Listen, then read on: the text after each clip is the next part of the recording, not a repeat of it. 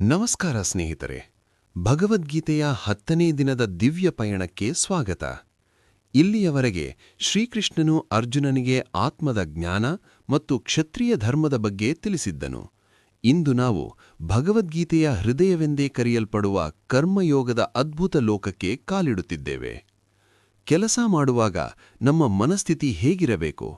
ನಾವು ಪದೇ ಪದೇ ಸೋಲಲು ಕಾರಣವೇನು? ಈ ಎಲ್ಲಾ ಪ್ರಶ್ನೆಗಳಿಗೆ ಜಗದ್ಗುರು ಶ್ರೀಕೃಷ್ಣನು ಇಂದಿನ ಭಾಗದಲ್ಲಿ ಉತ್ತರ ನೀಡಲಿದ್ದಾನೆ. ಏಷಾ ತೇ ಅಭಿಹಿತಾ ಸಾಂಖ್ಯೆ ಬುದ್ಧಿರ್ಯೋಗೇ ತ್ವಿಮಾಂ ಶೃಣೋ ಬುದ್ಧ್ಯಾ ಯುಕ್ತೋ ಯಯಾ ಪಾರ್ಥ ಕರ್ಮಬಂಧಂ ಪ್ರಹಾಸ್ಯಸಿ. ಪಾರ್ಥನೆ, ಇಲ್ಲಿಯವರೆಗೆ ನಿನಗೆ ಸಾಂಖ್ಯಯೋಗದ ಅಂದರೆ ಜ್ಞಾನದ ಬಗ್ಗೆ ಹೇಳಿದೆ. ಈಗ ಕರ್ಮಯೋಗದ ಬಗ್ಗೆ ಕೇಳು.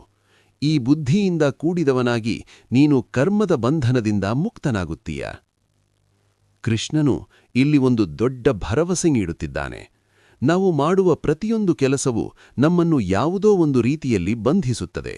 ಆದರೆ ಬುದ್ಧಿಯೋಗ ಅಥವಾ ಸರಿಯಾದ ಮನಸ್ಥಿತಿಯಿಂದ ಕೆಲಸ ಮಾಡಿದರೆ ಆ ಕೆಲಸವೇ ನಮಗೆ ಮೋಕ್ಷ ನೀಡುತ್ತದೆ.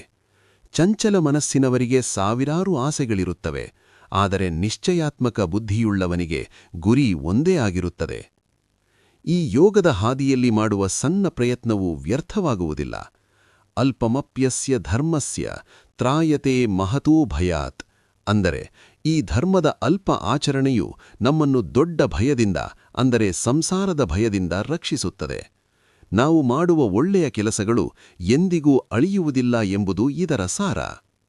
ಕರ್ಮಣ್ಯೇವಾಧಿಕಾರಸ್ತೆ ಮಾ ಫಲೇಷು ಕದಾಚನ ಮಾ ಕರ್ಮಫಲ ಹೇತುರ್ಭೂರ್ ಮಾತೆ ಸಂಗೋಸ್ತ್ವಕರ್ಮಣಿ. ಕರ್ಮವನ್ನು ಮಾಡುವುದರಲ್ಲಿ ಮಾತ್ರ ನಿನಗೆ ಅಧಿಕಾರವಿದೆ, ಅದರ ಫಲಗಳಲ್ಲಿ ಎಂದಿಗೂ ಇಲ್ಲ. ನೀನು ಕರ್ಮದ ಫಲಕ್ಕೆ ಕಾರಣನಾಗಬೇಡ ಮತ್ತು ನಿನಗೆ ಕರ್ಮ ಮಾಡದಿರುವುದರಲ್ಲಿ ಅಂದರೆ ಸೋಮಾರಿತನದಲ್ಲಿ ಆಸಕ್ತಿ ಇರಬಾರದು.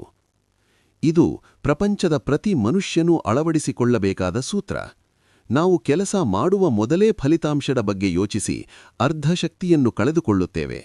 ಕೃಷ್ಣ ಹೇಳುತ್ತಾನೆ, ಫಲಿತಾಂಶ ನಿನ್ನ ಕೈಯಲ್ಲಿಲ್ಲ, ಅದು ಸಮಯ ಮತ್ತು ಪ್ರಕೃತಿಯ ನಿರ್ಧಾರ. ನಿನ್ನ ಕೆಲಸವನ್ನು ಸಂಪೂರ್ಣ ನಿಷ್ಠೆಯಿಂದ ಮಾಡು.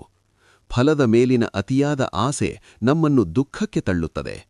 ಫಲದ ನಿರೀಕ್ಷೆಯಿಲ್ಲದೆ ಕೆಲಸ ಮಾಡಿದರೆ ಮಾತ್ರ ನಮಗೆ ನಿಜವಾದ ಯಶಸ್ಸು ಸಿಗುತ್ತದೆ. ಸ್ನೇಹಿತರೆ, ಕರ್ಮಣ್ಯೇವಾಧಿಕಾರಸ್ತೆ ಎಂಬ ಒಂದು ಶ್ಲೋಕ ನಮ್ಮ ಬದುಕನ್ನೇ ಬದಲಾಯಿಸಬಲ್ಲದು. ಇಂದು ನಾವು ಕರ್ಮಯೋಗದ ಅಡಿಪಾಯವನ್ನು ಹಾಕಿದ್ದೇವೆ. ಆದರೆ ಈ ಕರ್ಮವನ್ನು ಮಾಡುವುದು ಹೇಗೆ? ಮನಸ್ಸನ್ನು ಹೇಗೆ ಸಮಸ್ಥಿತಿಯಲ್ಲಿಡುವುದು? ಸ್ಥಿತಪ್ರಜ್ಞಾ ಎಂದರೆ ಯಾರು? ಇದನ್ನು ನಾವು ನಾಳೆಯ 11ನೇ ಭಾಗದಲ್ಲಿ ಅತ್ಯಂತ ವಿವರವಾಗಿ ತಿಳಿಯೋಣ. ಮರೆಯದೆ ಸಬ್ಸ್ಕ್ರೈಬ್ ಮಾಡಿ. ಧನ್ಯವಾದಗಳು.